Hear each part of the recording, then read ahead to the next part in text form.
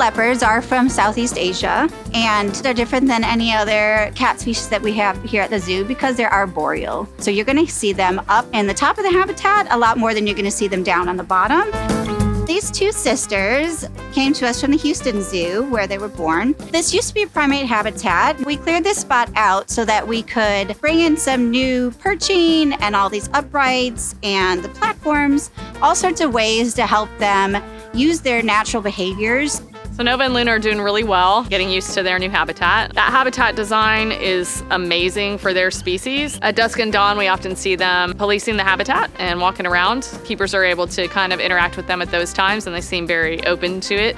Most of their food is a ground meat that's made especially for cats, and it has a lot of the muscle meat mixed in with organs and bones and some other items. They also are going to have prey items, so we do a lot of rabbits, we can do chicks, mice, any sort of little items, quail, and then they'll also get bones with the meat still on it.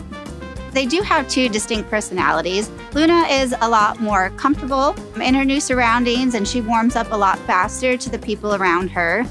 So we're still relationship building with them. We're able to enter the habitat with Luna now and get her to kind of come over to the keepers and accept some hand feeding, and she's actually starting to train a little bit more with us. Nova, on the other hand, is still a little aloof, which is very typical of the species.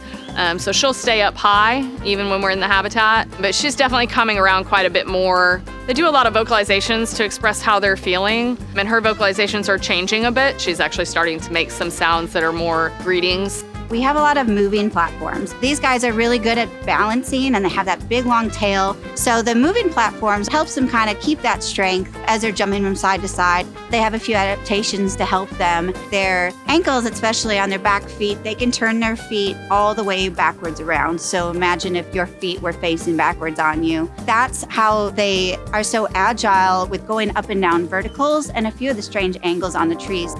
We're very excited to have them here, and we're excited to share this with the guests.